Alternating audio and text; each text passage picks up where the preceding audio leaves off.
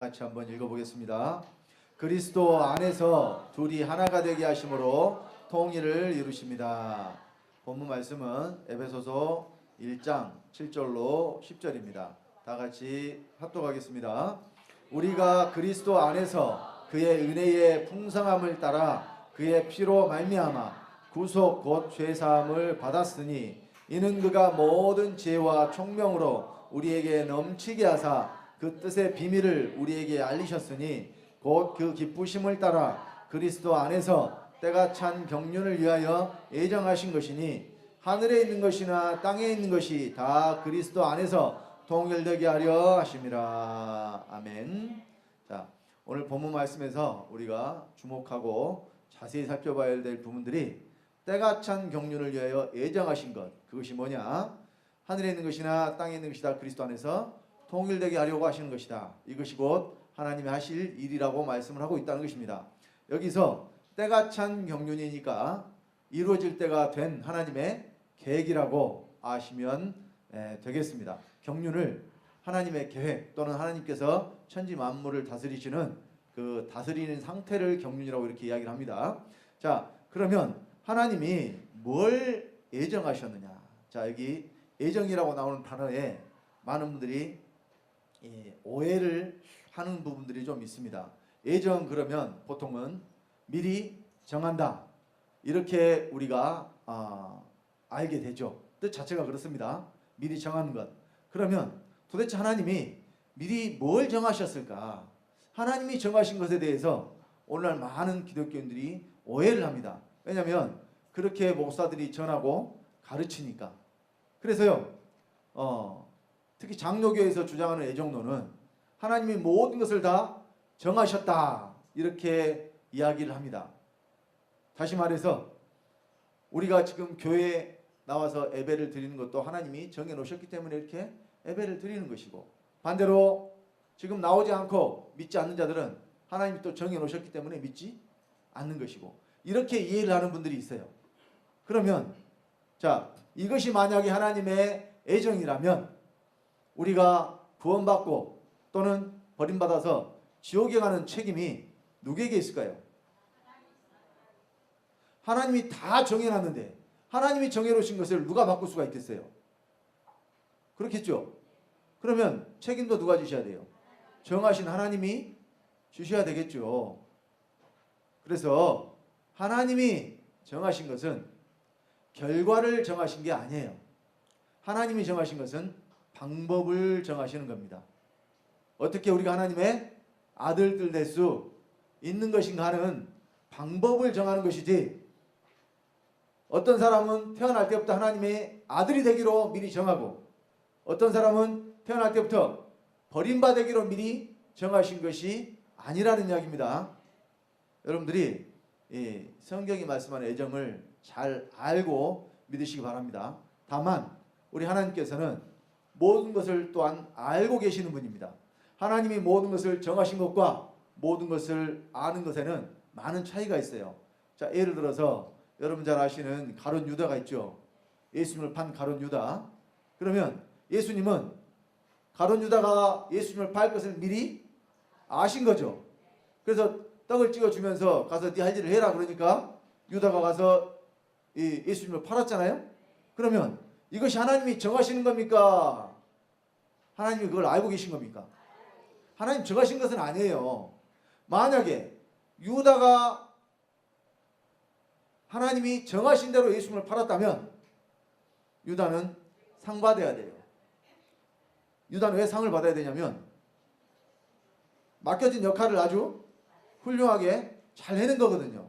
또 예수님이 십자가에 못 박히시지 않으면 우리가 구원받을 수가 없잖아요. 그러니까 그 일에 일조를 한 사람이잖아요. 그러니까 상을 줘야 돼요. 요즘에 그 영화가 요즘에 이제 많이 나오잖아요. 근데 이제 그 상에 이런 상이 있더라고요. 씬스틸러 상이라고. 예전에 뭐 시상식 할 때 보니까. 그러니까 이제 주연이나 뭐 이런 그 큰 비중은 아니어도 씬스틸러가 그 장면을 훔쳤다 이런 뜻이잖아요. 그 사람이 나온 그 장면에 많은 사람들이 그냥 몰입을 해서 거기에 혹 빠졌다는 그런 뜻이 되는 겁니다. 그래서 연기를 아주 잘했다는 뜻이죠. 근데 이제 그것은 뭐 주연이라든가 이런 사람들이 받는 게 아니에요. 조연급으로 나온 사람들 중에서 연기를 잘하는 사람들에게 주는 상인데, 유다가 아마 그런 상이라도 좀 받았어야 될 겁니다. 만약에 그것이 하나님이 정하신 거라면. 그러나 하나님이 미리 아신 것이지 그것을 하나님이 정하신 것은 아니라는 것입니다. 그래서요, 자, 우리 에베소서 1장에 보면은 하나님이 정하신 것에 대해서, 애정에 대해서 말씀을 합니다. 자, 좀 전에 우리가 봤던 에베소서 1장 7절로 10절인데 9절로 10절에는 때가 찬 경륜을 예정하신 것이니 무엇이냐? 하늘에 있는 것이나 땅에 있는 것이나 그리스도 안에서 통일되게 하는 것. 이것을 하나님이 미리 정하셨어요. 그리고 자, 먼저 에베소서 1장 3절로 5절에 그 5절에 지금 빨간 부분으로 된 것만 보겠습니다. 그 기쁘신 뜻대로 우리를 예정하사 예수 그리스도로 말미암아 자기의 아들들이 되게 하셨다. 그러니까 우리가 하나님의 아들들 되는 것을 미리 정하셨는데 어떻게 우리가 아들들 되느냐? 예수 그리스도로 말미암아서 아들들이 될 수 있다는 이야기예요. 이거 정하셨다는 이야기예요. 그러니까 예수 그리스도 외에는 우리가 하나님 아들 될 수 있는 방법이 없다는 뜻이기도 합니다. 그래서 방법을 하나님이 정하신 겁니다. 우리가 어떻게 하나님의 아들 될 수 있는가? 이것이 하나님의 애정입니다. 그래서 이렇게 하나님이 정하신 대로 예수 그리스도로 말미암아 하나님의 아들들이 된 자들은 하늘에 있는 것이나 땅에 있는 것이나 그리스도 안에서 통일되어야 되는데 그 안에 들어가는 거예요. 통일되는 것은 자, 하늘에 있는 것이나 땅에 있는 것이나 어디 안에 들어가요? 그리스도 안에 들어가요. 그러면 우리도 어디 안에 들어가야 되냐? 그리스도 안에 들어가야 돼요. 그래서 우리가 하나가 되는 것. 그러니까 오늘 주제가 통일이고 하나가 되는 것입니다. 하나님이 어떻게 통일시키시고 어떻게 하나가 되게 하시는가, 이걸 지금 설명을 드릴 겁니다. 그래서 이렇게 하나가 되고 통일이 된 그 사람들을 또 기업이 되게 하셨다고 말씀을 합니다. 우리 에베소서 1장 11절로 12절입니다. 다 같이 합독합니다. 모든 일을 그 마음의 원대로 역사하시는 자의 뜻을 따라 우리가 예정을 입어 그 안에서 기업이 되었으니 이는 그리스도 안에서 전부터 바라던 우리로 그의 영광의 찬송이 되게 하려 하심이라. 자, 우리가 예정을 입어 그 안에서 기업이 되었다. 그러니까 이 예정이 하나님의 말씀대로 예수 그리스도로 말미암아 아들들이 된 그들이 그리스도 안에서 통일된 자들이 통일이 되고 또 그 사람들을 하나님이 뭐가 되게 하셨느냐? 기업이 되게 하셨다. 여기까지가 하나님의 애정이에요. 그러니까 최종적으로는 우리가 뭐가 되는 거예요? 기업이 되는 거예요. 저와 여러분들이 뭐가 돼요? 기업. 하나님의 기업이 된다니까요. 근데 그 기업이 하나님이 가져가시는 게 아니에요. 여러분들이 하나님의 기업이 되면 영의 세계에 가서 그 기업을 가지고 영원히 누리고 사시는 거예요. 이 땅에서도 기업이 있어야 잘 먹고 잘 살잖아요. 이스라엘 백성들이 요단강을 건너서 이제 출애굽해가지고 광야를 지나서 요단강을 건너서 가나안 땅에 들어간 이유가 뭐냐면 기업을 얻기 위함입니다. 거기서 그들이 가나안 땅을 얻었을 때에 그 땅이 그들에게 뭐가 됐느냐? 기업이 됐어요. 자, 이와 같이 우리도 기업이 있어야 됩니다. 물론 영적으로 가나안이 뭘 의미하느냐? 하나님 나라를 의미해요. 근데 이곳과 다른 어떤 장소를 말하는 것은 아닙니다. 이따 그 부분에 대해서는 설명을 다시 한번 드리겠습니다. 자, 그래서 이 그리스도 안에서 통일되게 하려 하시는 이 하늘과 땅, 이것이 이 어떤 장소를 뜻하는 것으로 아니까 통일이 안 되는 거예요. 보통 사람들이 생각할 때 땅은 이 지구에 속한 여기를 땅이라고 생각을 하고, 하늘은 고개를 두고 쳐다보는 저 하늘 아니면 그 너머에 있는 하늘. 그래서 이제 보통 우리가 하늘 위에 하늘 이렇게 이야기를 합니다. 그래서 하늘, 처음에 말한 하늘은 우리가 쳐다보는 저 공간, 말 그대로 허공이죠. 허공. 빌허자 빌공자, 아무것도 없는 그 공간을 하늘이라고 하는데, 그 하늘 위에 또 뭐가 있다? 하늘이 있다. 그래서 하늘 위에 하늘, 그 하늘 위에 하늘에 계신 하나님 아버지가 계신 곳이 하늘이고 우리가 살고 있는 이곳이 땅이다. 그러면 그 하늘과 땅이 어떻게 되느냐? 통일이 된다. 이렇게 생각을 하니까 통일이 안 되는 거예요. 이렇게 생각을 하니까. 성경이 말하는 하늘과 땅은 장소를 말하는 개념이 아니라 상태를 말하는 개념입니다. 여러분 이제 장소와 상태를 어떻게 구별하시면 쉽냐? 여러분 마음 속은 상태죠. 여러분 마음이 예를 들어서 어쨌든 기분이 좋은 상태, 또 화가 난 상태, 슬픔이 있는 상태, 괴로운 상태, 여러 가지 마음의 상태가 나타나죠. 그러나 그것을 어떤 이 물질의 장소의 개념으로 우리가 그걸 표현하고 말할 수가 없잖아요. 마음속에 있는 것이니까. 이와 같이 여러분 마음이 분명히 있어요. 근데 그것은 무엇으로밖에 표현이 안 되느냐? 상태로밖에 표현이 안 돼요. 이와 같이 하나님이 계신 영의 세계도요, 여러분들이 상태로 이해를 하셔야 돼요. 자, 왜 그래야 되느냐?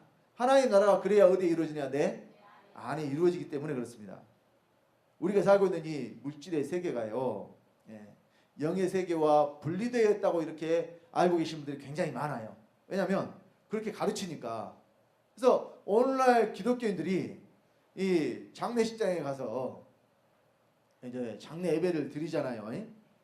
그러면 거기서 목사들이 설교를 하면서 지금 먼저 간 그 성도가 아버지 품에 안겼고 천국에 갔고, 우리도 이제 얼마 안 있으면 이 세상을 떠나 그곳으로 가서 다시 만나게 된다, 이렇게 이야기를 하죠.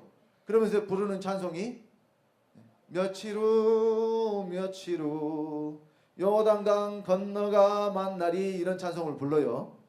그러면 자, 사람들이 그런 찬송을 하도 많이 불러서 이제는 불신자들도, 믿지 않는 자들도요, TV에 나와서 뭐라고 그러느냐? 죽는 것에 대해서 요단강 건넜다고 이렇게 이야기를 하더라고요. 그러니까 이 요단강 건넜다는 것이 일종의 어떤 관용구가 되어버렸어요. 죽은 사람에 대해서 어떻게 표현을 해요? 요단강 건넜다, 이렇게 표현을 해요. 그래서 니마 그 강을 건너지 마오, 그 영화에 나오는 대사잖아요. 대사인가요? 영화 제목인가요? 제목인가요? 그러니까 그것도 무슨 뜻입니까?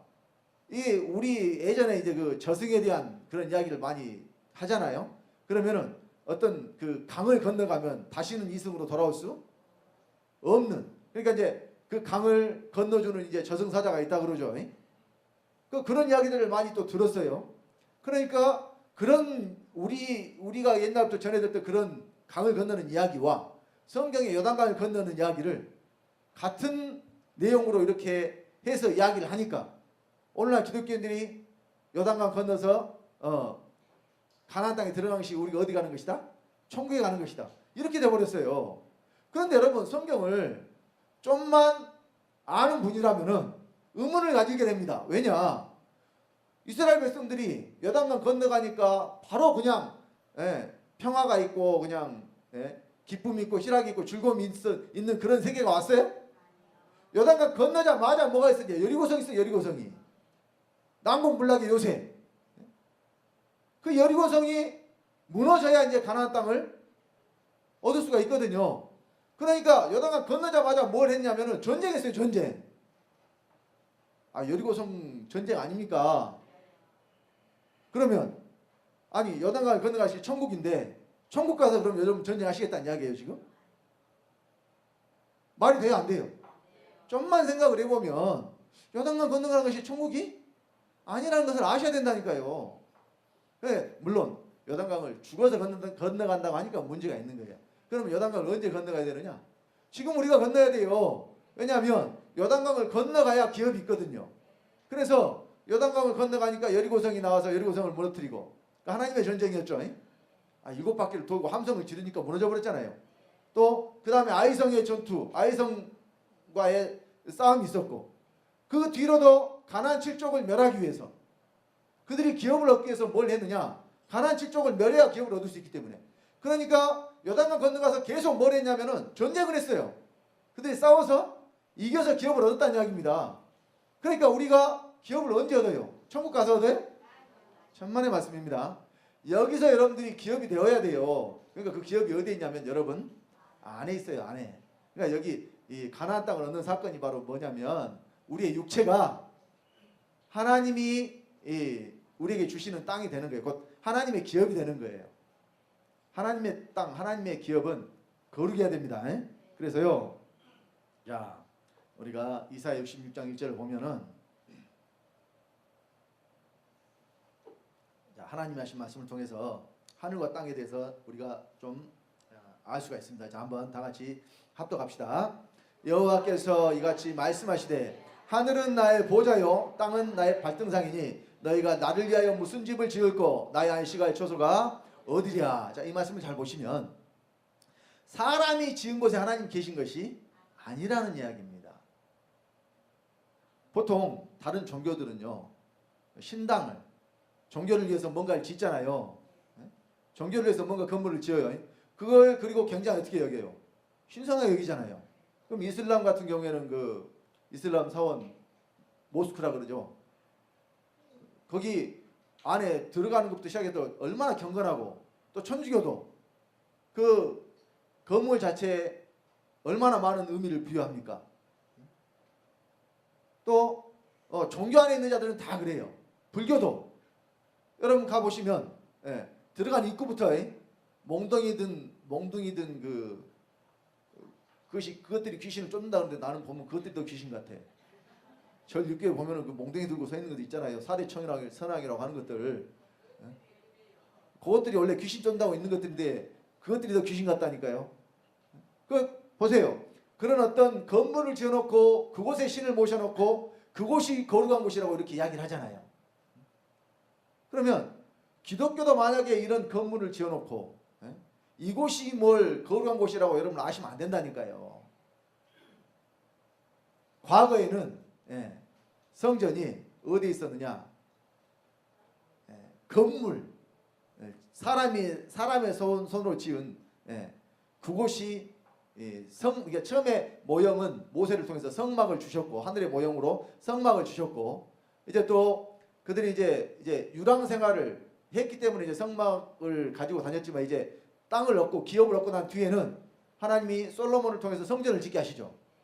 솔로몬이 성전을 짓는 거 다 아시죠?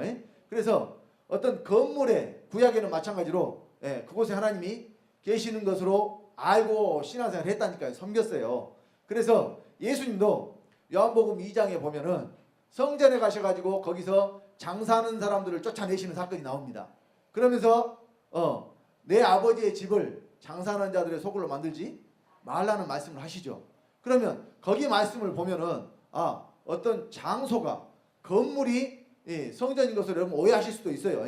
그러나 예수님이 그 말씀에 그 사건에 뭐라고 말씀하시느냐?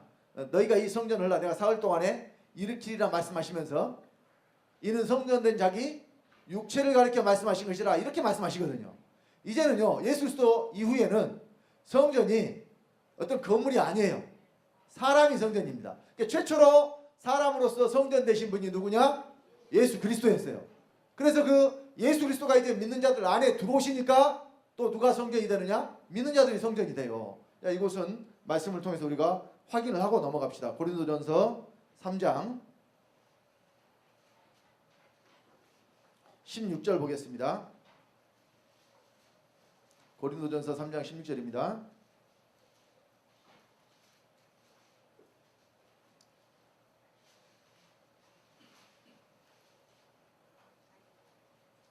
자, 다 같이 합독합니다. 너희가 하나님의 성전인 것과 하나님의 성령이 너희 안에 가신 것을 알지 못하느냐. 자, 너희가 하나님의 성전이라고 그러잖아요. 그래서 성령이 어디 계시느냐? 우리 안에 가신다고 그러잖아요. 여러분 여기서 아실 것은 자, 우리가 성전이니까 성령이 들어오시는 건가요? 성령이 들어오시니까 성전이 된 건가요? 무엇이 먼저인가요? 우리는 원래부터 성전이 아니었어요. 하나님의 성령이 우리 안에 들어오시니까 우리가 뭐가 돼요? 성전이 되는 겁니다. 그래서 성령이 거하시는 성령의 전, 이 사람이 성전된 사람입니다. 자, 다시 고린도전서 6장 19절로 20절을 또 봅니다.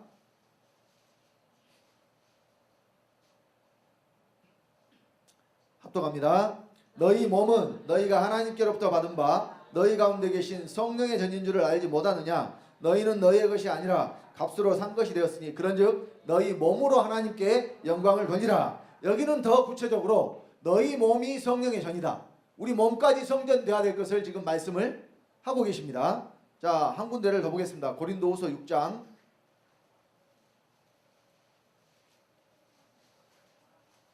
16절 보겠습니다. 고린도후서 6장 16절입니다.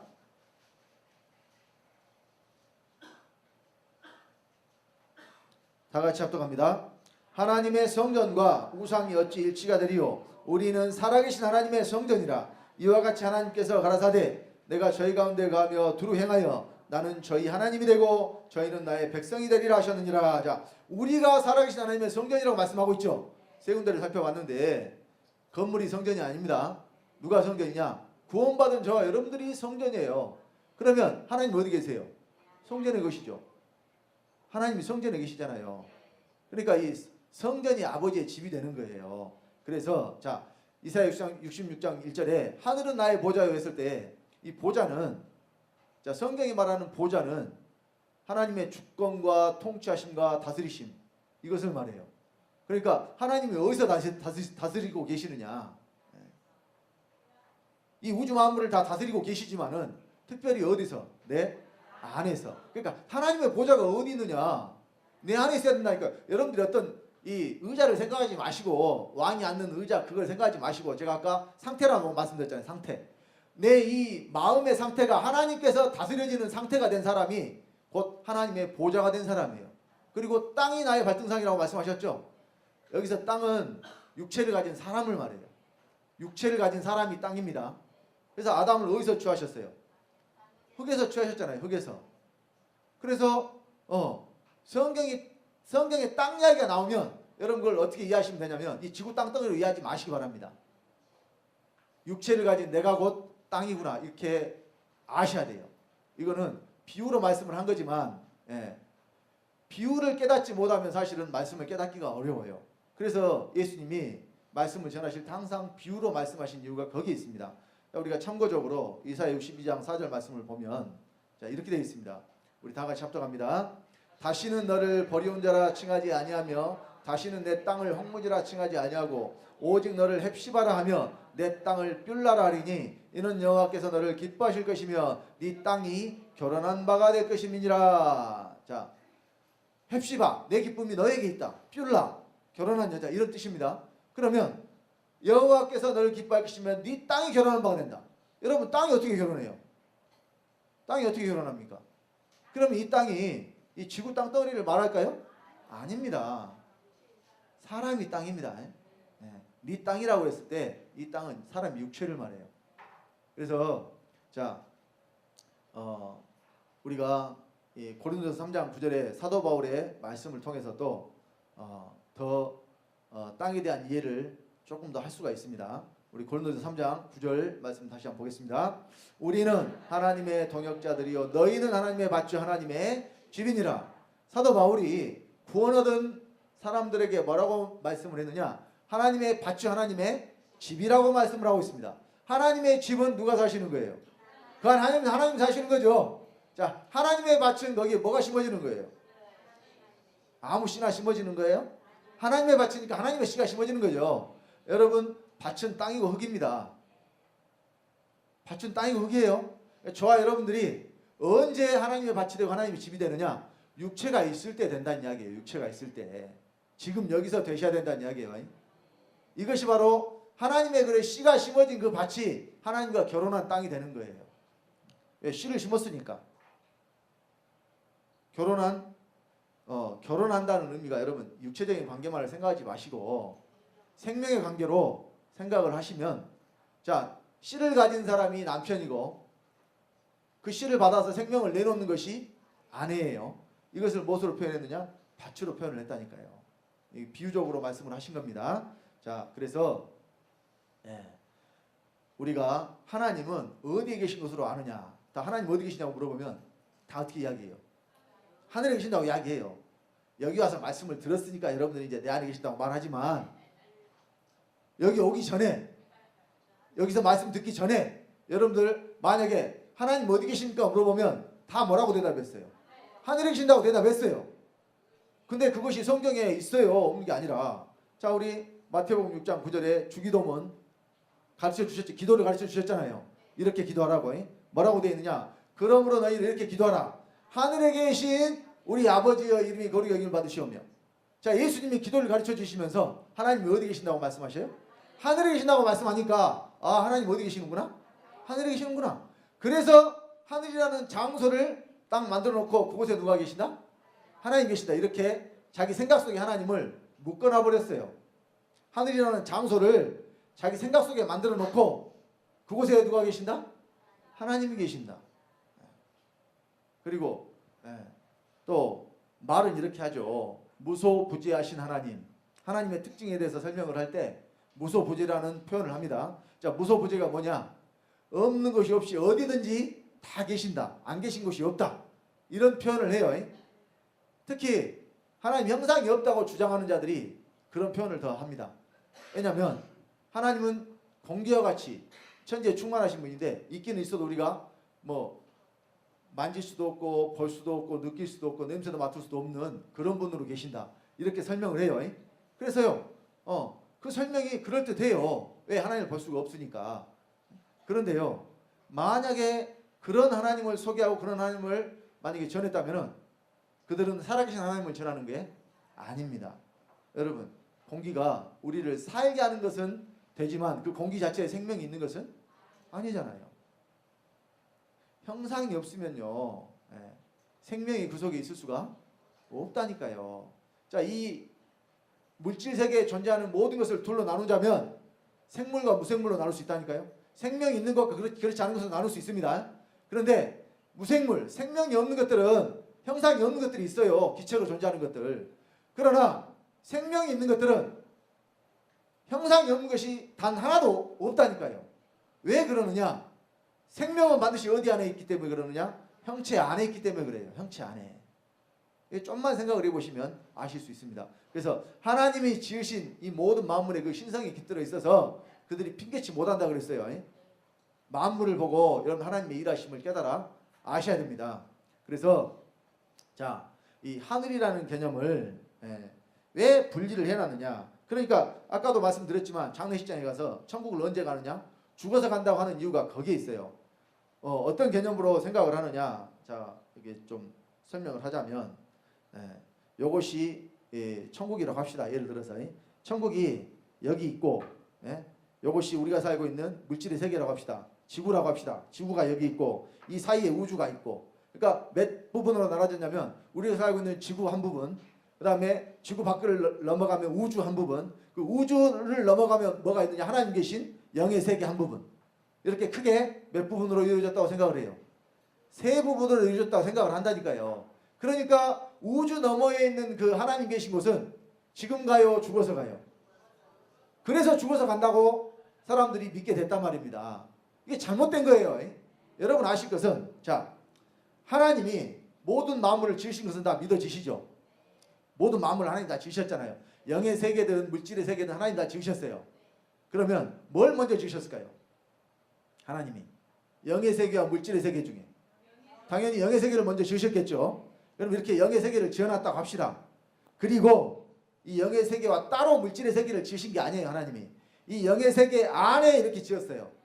영의 세계 안에 물질의 세계를 지어놨어요. 우주를 포함해서. 그러니까 영의 세계와 물질의 세계가 지금 따로 있어요? 함께 있어요? 영의 세계와 물질의 세계가 함께 있다니까요. 그리고 뭐가 더 큰 개념이냐? 영의 세계가 더 큰 개념이기 때문에 우리가 살고 있는 이 물질의 세계는 이 영의 세계에 포함이 된 거예요. 그러니까 여러분들이 죽어서 어느 곳에 가는 게 아니라 지금 현재도 여러분들이 영의 세계에 있는 거예요.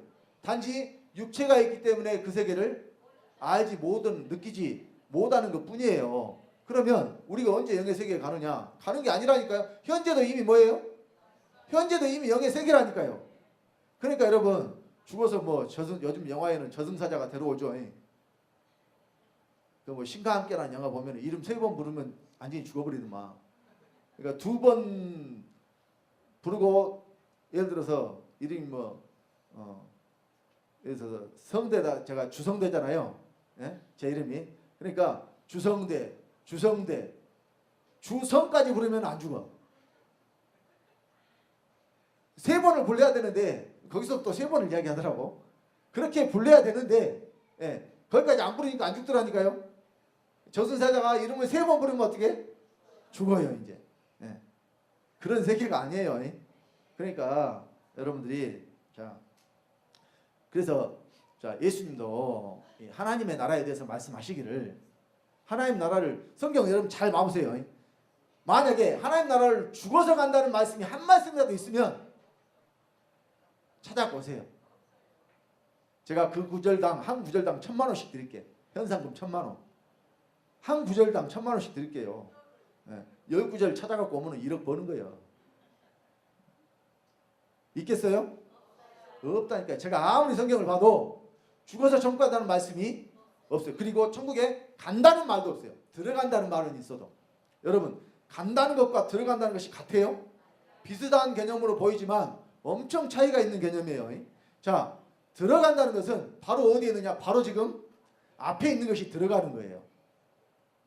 들어가는 것은, 자, 예를 들어서 집 앞에 와가지고 나 지금 집에 들어가. 집 앞에 와가지고 집에 들어가. 또는 이제 예를 들어서 밖에 있다가 나 지금 집에 들어가는 중이야. 이런 표현을 해요. 그러면은 예를 들어서 시내에 있다가 집에 들어간 사람은 집에 들어간다고 이렇게 표현을 하지만, 예를 들어서 서울에서 광주로 내려온 사람은 집에 들어간다고 할까요? 지금 집으로 간다 그럴까요? 그때는 들어간다는 표현을 안 하잖아요. 왜냐하면 한참 멀리 떨어져 있기 때문에 서울에서 광주 갈 때는 나 지금 집으로 가 그러지, 집으로 들어간다는 표현을 안 한다니까요.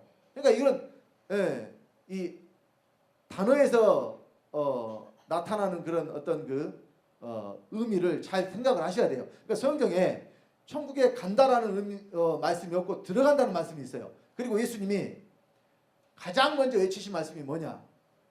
회개하라, 천국이 가까웠느니라. 자, 세례 요한이 먼저 외친 그 말씀을 예수님도 가장 첫 번째 말씀하셨어요. 천국이 가까웠느니라. 그러니까 그 전까지는 천국이 가까웠다는 이야기예요, 멀었다는 이야기예요.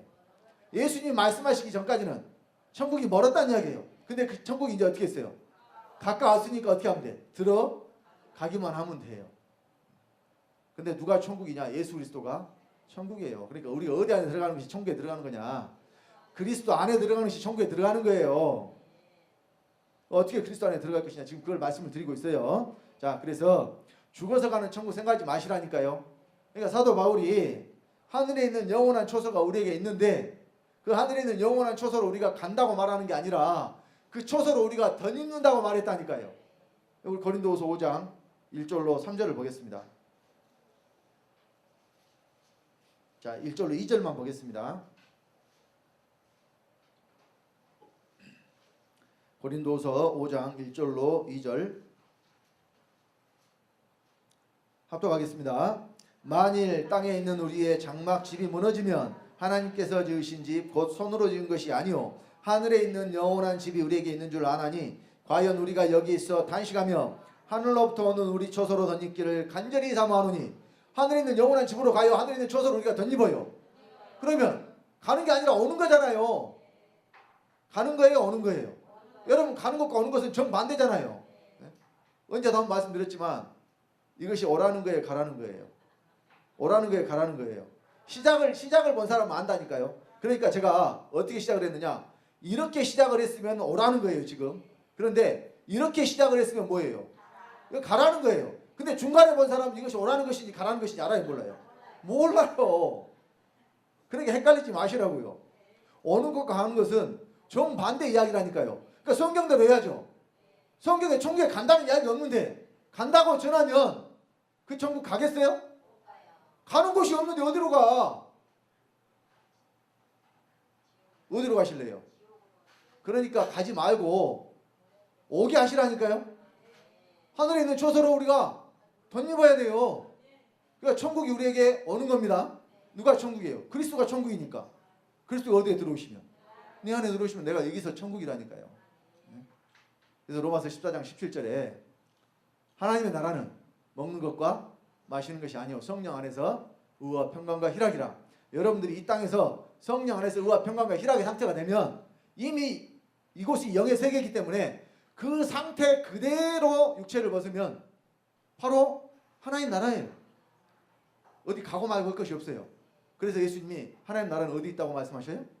자, 우리 누가복음 17장 20절로 21절도 찾겠습니다. 중요하니까. 누가복음 17장 20절로 21절입니다.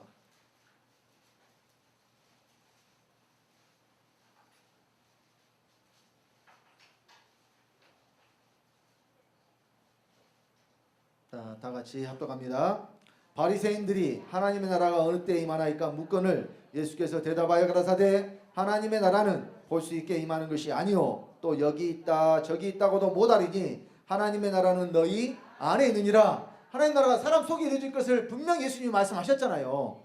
그리고 사도 바울은 성경의 비밀을 다 깨달아 안 사람이었기 때문에 우리가 하늘나라로 가는 것이 아니라 하늘로부터는 영원한 초소를 우리가 덧입어야 된다고. 언제 덧입느냐? 지금 여기서 하셔야 돼요. 육체가 있을 때. 그러니까 누가 하나님의 밭이 되느냐? 육체가 있는 사람만 하나님의 밭이 되는 줄 믿으시기 바랍니다. 그 육체가 있는 사람 속에만 하나님의 씨를 심으시는 거예요. 그 하나님의 씨가 바로 그리스도고. 그래서요, 하늘에 계신 우리 아버지가 있을 때에 하늘이라는 장소가 있고 거기 하나님이 계신다는 의미가 아니라 하나님이 계신 곳이고 하늘이라는 뜻이에요. 하나님이 먼저예요, 하늘이 먼저예요. 절대로 하늘이 먼저 될 수가 없어요. 어디가 됐든지. 그러니까 하늘도 땅도 다 누가 지으셨느냐? 하나님 지으셨잖아요. 그러면 하나님이 하늘에 계신다고 했을 때 하늘도 지어지기 전에는 그럼 하나님 어디 계셨나요? 있을 곳이 없네요. 그러니까 하늘이라는 장소에 하나님이 계신다고 생각을 하신 분들은 이렇게 스스로 딜레마에 빠지게 된다니까요. 하나님이 계신 곳이 곧 어디예요? 하늘. 이렇게 개념을 바꾸시면 이제 사람 속에 하나님이 들어오시면 누가 하늘이 되겠어요? 사람이 하늘이 돼요. 그 사람이 하나님이 계신 그 사람 속이 바로 하나님의 보좌가 되고 또 땅은 나의 발등상이라 그랬죠. 그 사람의 육체가 하나님이 밟는 땅이 돼요. 하나님이 밟는 땅은 거룩한 땅이에요. 자, 모세에게 여호와 하나님이 나타나셨어요. 80대 되던 때. 출애굽기 3장에 보면은 호렙산 떨기나무 가운데 나타나셨잖아요. 그래서 모세에게 뭐라고 말씀하시느냐? 네 신을 벗으라. 그것은 거룩한 곳이라 그러잖아요. 하나님 나타나셨기 때문에 그것은 거룩한 곳이기 때문에 신을 벗으라고 그랬어요. 그러니까 하나님이 밟으신 땅, 그 땅이 어떤 땅이냐? 거룩한 땅이에요. 거룩한 땅. 그러니까 발등상이다. 그러니까 발을 올리는 곳이 발등상이에요. 그러니까 이제 그 높은 사람들이 그냥 땅을 안 밟게 하기 위해서 탁자 같은 것을 놔줘요. 말에서 내릴 때 있잖아요. 귀족들이 말에서 내릴 때 귀족들은 흙을 안 밟아야 되니까 바로 말에서 내려가지고 가라고 뭘 대줘요? 발등상. 그러니까 상인데 발을 올리는 상이다 그 말이에요. 우리가 그 구두 닦을 때 이렇게 발을 이렇게 올려놓잖아요. 그런 식으로 이렇게 말에서 내릴 때 여기서 내릴 때 이렇게 해주는 그러니까 그것이 하나님의 발등상이라면 하나님은 거기에 발을 어때요? 올리신다는 이야기예요. 그러니까 그 땅이 바로 거룩한 땅이 된다는 이야기예요. 이것이 이 물질 세계에 우리가 살고 있는 저 허공을 말하는 것이 아니고 이 지구 땅덩어리를 말하는 것이 아니라 하나님 계신 곳을 말하고 사람의 육체를 말한다. 여러분들이 이걸 깨달아 하셔야 하늘과 땅이 이제 통일이 됩니다. 통일되는 이야기 지금 하고 있어 아주 중요한 부분입니다. 그래서요, 땅에서 난 첫사람이 있고 하늘에서 난 둘째 사람이 있다고 성경이 말씀을 합니다. 우리 고린도전서 15장 45절 46절 보겠습니다. 다 같이 합독합니다. 기록된 바 첫사람 아담은 산 영이 되었다 함과 같이 마지막 아담은 살려주는 영이 되었나니 그러나 먼저는 신령한 자가 아니요 육 있는 자요 그 다음에 신령한 자니라. 자, 첫사람 아담과 또 마지막 아담이 있어요. 근데 첫사람 아담은 산 영인데 마지막 아담은 살려주는 영이다. 그러면 첫사람은 어디서 났고 둘째 사람은 어디서 났느냐? 자, 이제 47절로 49절입니다. 다 같이 첫사람은 땅에서 났으니 흙에 속한 자이거니와 둘째 사람은 하늘에서 나셨느니라. 무릇 흙에 속한 자는 저 흙에 속한 자들과 같고 무릇 하늘에 속한 자는 저 하늘에 속한 자들과 같으니 우리가 흙에 속한 자의 형상을 입은 것 같이 또한 하늘에 속한 자의 형상을 입으리라. 자, 첫사람은 땅에서 났어요. 그러니까 누가 땅이에요? 첫사람이 땅이에요. 근데 둘째 사람 예수 그리스도는 어디서 났어요? 하늘에서 났어요. 그럼 누가 하늘이에요? 예수 그리스도가 하늘이에요. 그러니까 하늘과 땅의 개념을 자, 그러니까 예정하셨는데 때가 찬 경륜을 위해 예정하셨는데 뭘 예정하셨느냐? 그리스도 안에서 하늘에 있는 것이나 땅에 있는 것이 다 통일되게 하려고. 이것이 하나님의 예정이에요? 그러면 하늘과 땅이 뭔지를 알아야 통일이 되죠. 하늘은 그리스도예요. 땅은 첫사람 아담이에요. 하나님이 통일되게 하신 것이 이거예요. 하늘과 땅이라고 하니까 그러면 저 지금 여러분들이 밖에 나가 쳐다보는 저 하늘과 이 지구 땅덩이를 통일을 어떻게 통일해야 되겠어요? 믹서에다 넣고 막 갈아버릴까요? 하나로 만드는 것이 통일이니까 그렇게 섞어버릴까요? 어떻게 통일하는지 절대로 답이 안 나옵니다. 하늘과 땅이 뭔지를 모르면. 그러나 이제 성경이 말하는 하늘이 무엇이고 땅이 무엇인지를 여러분 알면 통일을 어떻게 이루시는지도 알 수 있다니까요. 그러니까 결국은 뭘 통일하시는 거냐? 하나님이 통일하시는 것은 그리스도와 사람을 통일하시는 거예요. 하나가 되게 하시는 겁니다. 이것이 바로 미리 정하신 통일이에요. 그리스도 안에서 하늘에 있는 것이나 땅에 있는 것이 다 그리스도 안에서 통일되는 것. 자, 그래서 어떻게 해서 하나가 되게 하시냐? 자, 통일이 이제 하나가 되는 겁니다.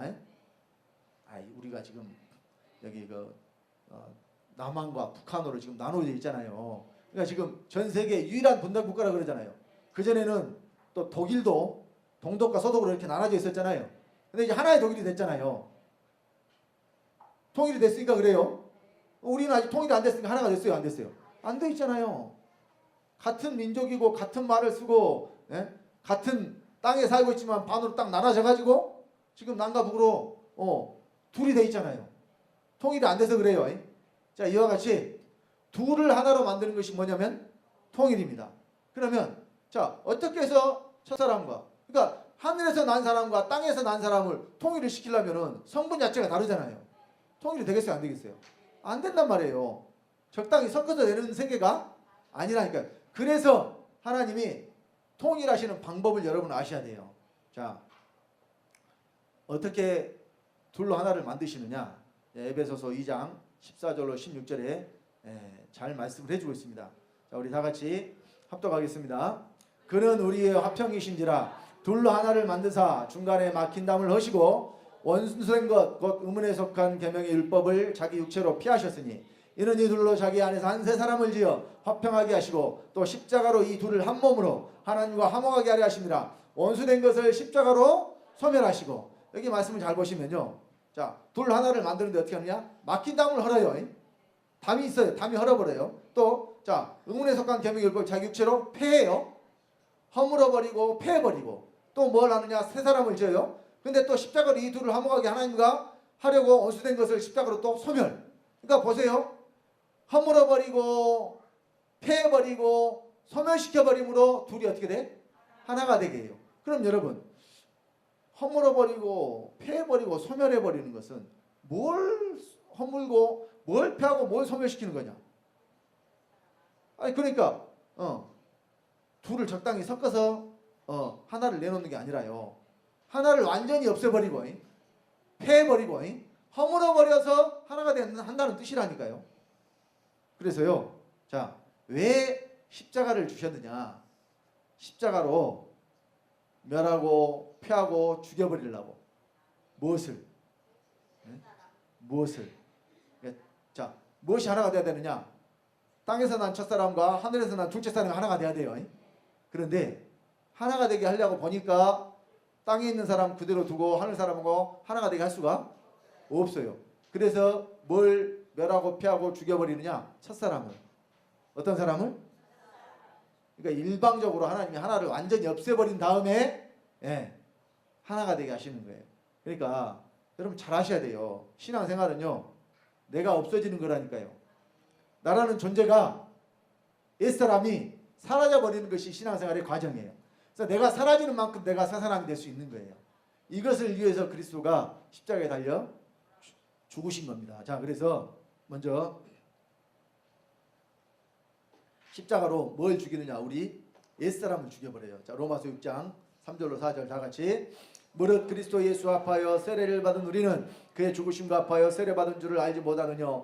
그러므로 우리가 그의 죽으심과 합하여 세례를 받음으로 그와 함께 장사되었나니 이는 아버지의 영광으로 말미암아 그리스도를 죽은 자 가운데서 살리신 것 같이 우리로 또한 새 생명 가운데서 행하게 하려 합니다. 자, 그의 죽으심과 합하여 세례를 받았고 우리가 그와 함께 장사되었어요.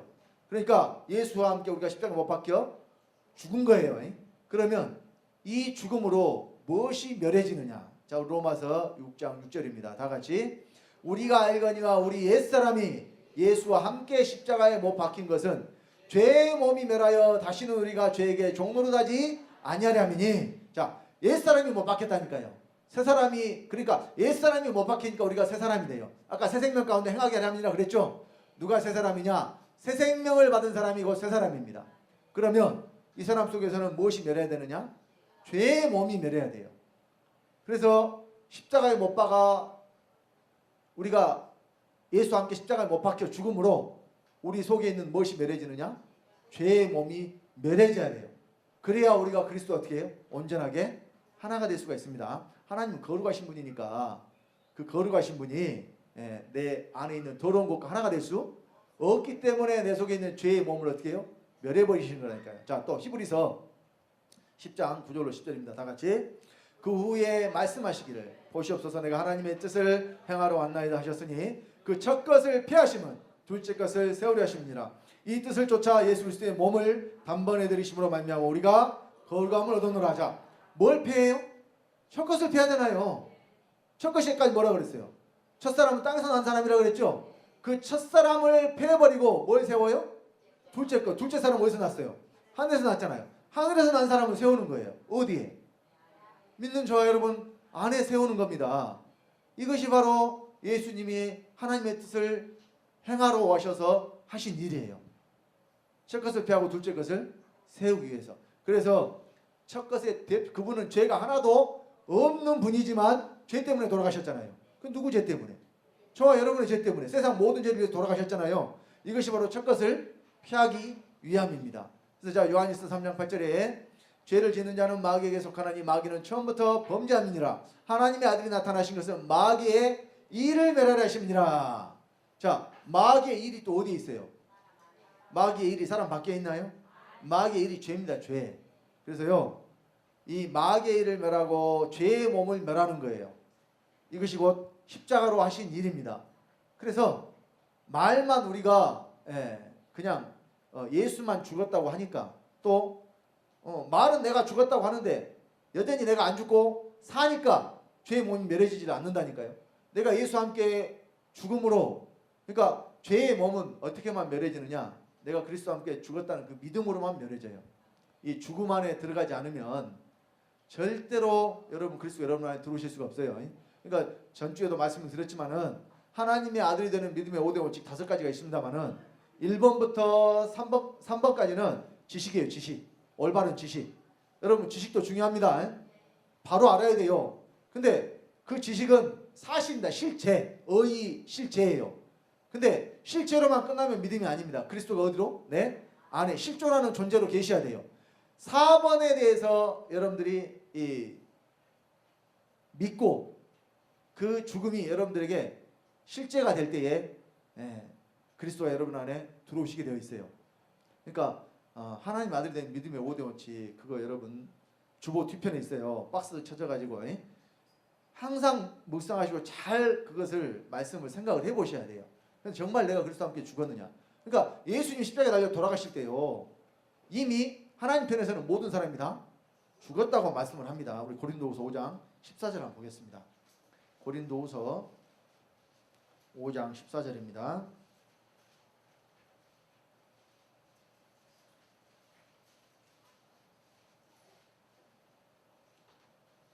자, 고린도후서 5장 14절 다같이 그리스도의 사랑이 우리를 강권하시는도다. 우리가 생각건대 한 사람이 모든 사람을 대신하여 죽었은즉 모든 사람이 죽은 것이라. 한 사람 예수 그리스도가 십자가에 달려 죽으실 때 이미 모든 사람이 다 죽었다니까요. 근데 믿음의 차이가 뭐냐? 아예 불신자들은 제하더라도요. 오늘날 기독교인들조차도 누구만 죽었다고 믿느냐? 예수만 죽었다고 믿는다니까요. 그런데 그때 예수만 죽었어요. 나도 함께 죽었어요. 그래서 갈라디아서 2장 10절에 내가 그리스도와 함께 십자가에 못 박혔나니 예수님만 십자가에 못 박힌 게 아니라 내가 그리스도 함께 십자가에 못 박혔다니까요. 곧 그리스도가 누구 죄를 위해 죽었어요? 내 죄를 위해서 죽었다니까요. 그래서 내가 그리스도 함께 죽는 거예요. 그래야 함께 살 수 있어요.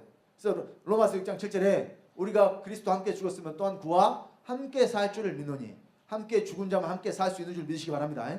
그래서 자 15절도 한번 봅니다. 15절 고린도서 5장 15절 다같이 저가 모든 사람을 대신하여 죽으심은 사한 자들로 하여금 다시는 저희 자신을 위하여 살지 않고 오직 저희를 대신하여 죽었다가 다시 사신 자를 위하여 살게 됩니다. 자, 모든 사람이 죽었지만 사는 사람은 그리스도 함께 죽은 자만 사는 줄 믿으시기 바랍니다. 모든 사람이 죽어서 모든 사람이 다 사는 게 아니에요. 오직 누구만 다시 살 수 있느냐? 내가 죽을 때 그리스도와 함께 죽었다고 믿는 자만 살 수 있는 줄 믿으시기 바랍니다. 그래서 둘을 섞어서 하나가 되게 하시는 게 아니라 하나만 남기심으로 하나는 멸하고 패하고 죽여버리고 하나만 남기심으로 하나가 되게 하시는 거예요. 자, 고린도서 5장 17절 그런즉 누구든지 그리스도 안에 있으면 새로운 피조물이라. 이전 것은 지나갔으니 보라 새 것이 되었도다. 이전 것이 지나가야 새 것이 돼요. 자, 에베소서 4장 22절로 24절 다 같이 합독합니다. 너희는 유혹의 욕심을 따라 썩어져가는 구슴을 쫓는 옛사람을 벗어버리고 오직 심령으로 새롭게 되어 하나님을 따라 의와 진리의 거룩함으로 지으심을 받은 새 사람을 입으라. 옛사람을 그대로 두고 새 사람을 입는 게 아닙니다. 옛사람을 벗어버려야 돼요. 어디서 벗느냐? 십자가에서. 옛사람을 벗을 수 있는 유일한 방법이 십자가예요. 내가 예수 그리스도와 함께 십자가에 못 박혀 죽었다고 했을 때 그것이 옛사람이 벗어지는 겁니다. 그 사람만 새 사람을 입을 수 있습니다. 자, 또 고린도서 5장 4절 5절 다 같이 합독합니다. 이 장막에 있는 우리가 짐진 것 같이 탄식하는 것은 벗고자 함이 아니 오직 덧입고자 함이니 죽을 것이 생명에게 삼킴바 되게 함이라. 곧 이것을 우리에게 이루게 하시고 보증으로 성령을 우리에게 주신 이는 하나님이시니라. 자, 죽을 것이 어떻게 되냐? 생명에게 삼킴바 돼요. 그러면 죽을 것은 없어져 버리고 뭐만 남느냐? 생명만 남아요. 여러분, 큰 물고기가 작은 물고기를 잡아 먹어버리죠. 잡아먹기 전에는 큰 물고기 따로 작은 물고기 따로 있었잖아요. 근데 작은 물고기가 큰 물고기 뱃속에 들어간 순간 어떻게 돼버리느냐? 큰 물고기 화 돼버리는 거예요. 그 속에 들어간 순간 이제 작은 물고기 있어요 없어요? 없어요. 하나가 완전히 없어져 버려서 하나가 되는 거라니까요. 이와 같이 우리도 그리스도 안에 들어가면 나라는 존재는 완전히 없어져 버리고 누구만 남느냐? 그리스도만 남아요. 이것이 바로 우리가 온전한 천국이 되는 거예요. 내가 천국이 아니라 누가 천국이니까요? 첫사람이 천국이 아니라 둘째 사람이 천국이니까. 그래서 자, 무엇이 영생이냐? 성경은 형제가 연합하여 동거하는 것이 곧 영생이라고 말씀을 합니다. 자, 여기서 형제, 여기 말하는 형제는 누구를 말할까요? 형제. 자, 우리가 형제는 누가 형제냐? 아버지 같은 사람이라고 그랬어요. 그러니까 예수님이 아버지라고 부르는 그 아버지를 나도 아버지라고 부르면 그리스도와 내가 뭐가 돼요? 형제가 돼요. 자, 우리 히브리서 2장 11절 다 같이. 거룩하게 하시는 자와 거룩하게 함을 입은 자들이라 하나에서 난지라. 그러므로 형제라 부르시기를 부끄러워 아니하시고. 예수 그리스도와 우리가 뭐가 돼요? 형제. 또 로마서 8장 29절 그랬죠. 하나님이 미리 아신 자들로 그 아들의 형상을 본받게 하기 위하여 미리 정하셨으니 이는 그로 많은 형제 중에서 맏아들이 되게 하심이니라. 예수 그리스도가 뭐가 돼요? 맏아들. 그러니까 예수님은 애아들이 아니라 맏아들이라고 그랬죠. 자, 그래서 시편 133편에 이렇게 말씀을 하고 있습니다. 다 같이 합독합니다. 형제가 연합하여 동감이 어찌 그리 선하고 아름다운고 머리에 있는 보배로운 기름이 수염 곧 아론의 수염에 흘러서 그 어깨까지 내림 같고 헐몬의 이슬이 시온의 산들에 내림 같도다. 거기서 여호와께서 복을 명하셨나니 곧 영생이로다. 여기 중간에 머리에 있는 부터 내림 같도다는 빼버려도 말이 돼요. 이것은 수식하는 거예요. 이 문장의 내용을 더 풍성하게 하기 위해서 수식하는 거예요. 중요한 것은 자, 처음과 끝이 이 주된 내용이에요. 그러니까 형제가 연합하여 동거함이 어찌 선을 아름다운 거. 그러니까 하나님이 거기서 복을 명하셨는데 어디냐 그것이? 형제가 연합하여 동거한 곳. 상태를 말합니다. 장소가 아니라. 거기서 그랬을 때 여기 하나님이 복을 명하셨나니 그 복이 뭐냐? 영생의 복인데 언제 어디서 명하셨느냐? 형제가 연합하여 동거하는 곳에서. 형제가 연합하여 동거한다는 것이 무슨 뜻이에요? 함께 사는 거죠.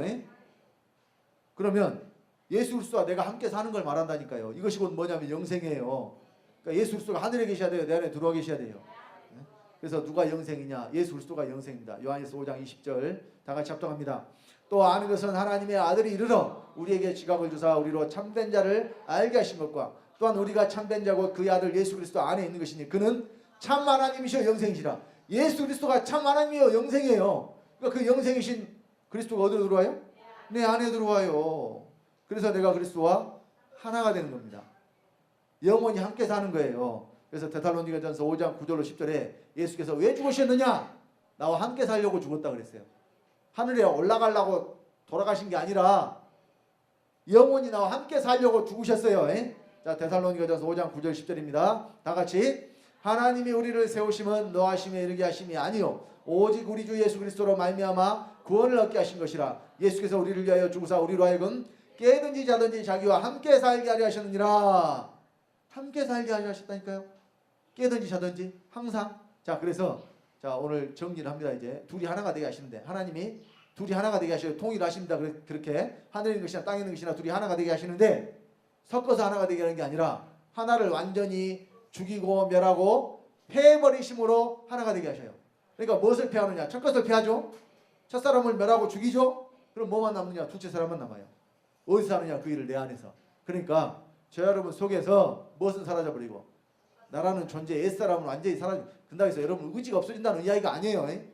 그리스도의 생명으로만 온전히 여러분 속에 남게 만드시는 것이 곧 통일을 이루시는 거라니까요. 그러니까 우리가 자 그리스도와 내가 하나가 돼서 나는 사라져버리면 뭐만 남아요? 그리스도만 남잖아요. 그러니까 믿는 자들이 다 뭐가 되느냐? 그리스도가 되는 거예요. 그리스도만 남으니까 우리가 그리스도가 된다니까요. 이것이 하늘에 있는 것이나 땅에 있는 것을 통일하는 거예요. 그러니까 하늘이 뭔지 땅이 뭔지 모르니까 통일이 안 된다니까요. 그래서 그리스도는 십자가에 달려 돌아가신 후에 부활승천하셔서 하나님 오른쪽에 앉아 계시려고 이 땅에 오신 게 아니에요. 믿는 자 안에 들어오시려고 오신 거예요. 그래서 골로새서 1장 20절 27절에 이 비밀은 너희 안에 계신 그리스도시니 만세와 만대로부터 감췄던 비밀이 바로 뭐냐? 너희 안에 계신 그리스도. 또 에베소서 3장 17절에 믿음으로 그리스도께서 너희 마음에 계시게 하시고. 그리스도는 어디 계셔야 돼요?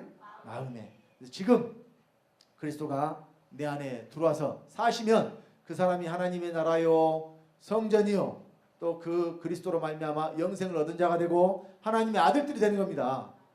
그러니까 누가 구원받은 사람이냐? 그리스도가 안에 계신 사람이 구원받은 사람이에요. 제가 그랬어요. 성경이 그랬어요. 성경이 그랬습니다. 그래서 성경대로 믿고 그리스도가 반드시 여러분 안에 계셔야 되고 또 여러분 안에 계신 그리스도가 안에만 있는 것으로 끝나는 게 아니라 나라는 존재는 다 사라져버리고 내가 온전히 다 그리스도로 바뀌어버리는 거예요. 왜? 첫 것은 옛사람은 죽이고 멸하고 패해버리니까 남아있어야 돼요. 다 사라져버려야 돼요. 하나도 없이 싹 사라져버리는 겁니다.